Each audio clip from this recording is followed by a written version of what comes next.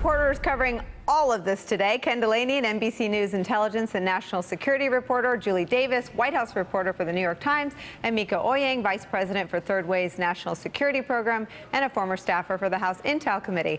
All right, Ken, I have to bring you back to the beginning of President Trump's interview with Fox and Friends, where he talks about, you know, heck yeah, I said that to make sure he stayed honest. But he was lying when he said that. So tell me how this revelation and his own description of what he did, which was to lie, right, furthers or plays into the investigation. You know, it was hard to make sense of that Trumpian word salad because I think his view is that I wasn't lying because I might have been talking about other surveillance the Obama administration may or may not have been doing. Can I stop you then, Ken? Because is he, so I took a note when I first read this, is he re-upping this claim that that he was being wiretapped by the previous administration? Did you hear that? I heard yes, echoes. I think he's never backed off the idea. I think he's backed off the direct wiretapping, but he's still raising the specter of a FISA warrant or some kind of surveillance and throwing it out there. I mean, look, legal experts today, though, are saying that it's possible that these comments could be construed as an attempt at witness intimidation, you know, pursuant to obstruction of justice. You know, in order to prove obstruction of justice, you have to show a corrupt intent.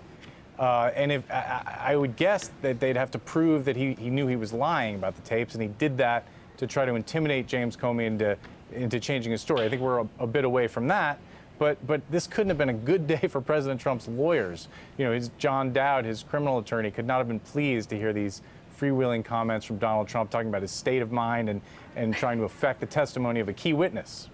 Mika, what did you hear? I heard him say that he was trying to get Comey to shut up, and that combined with some of the other activities, the meetings, the trying to hold his job hostage, it shows a real pattern of Trump trying to change the trajectory of this investigation. And that's what Mueller's looking at for obstruction of justice.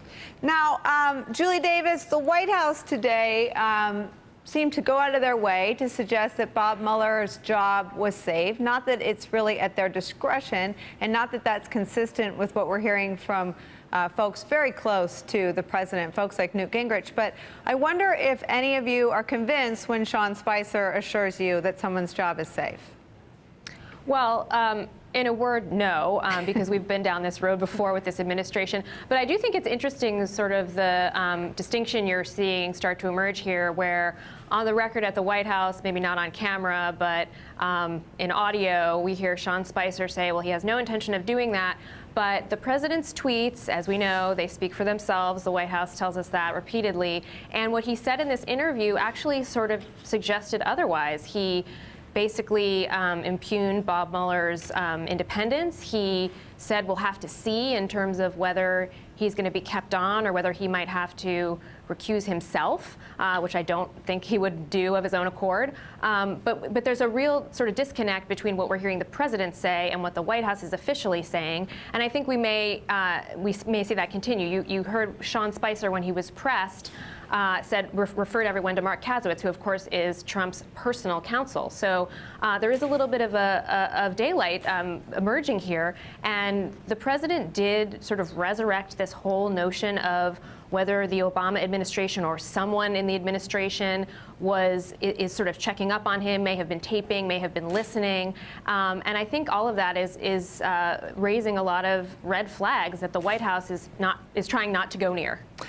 Ken Delaney, and I want to ask you about him essentially maligning members of Mueller's team for having made political donations to Democrats when he himself has made, I think, close to $500,000 of political donations to Democrats.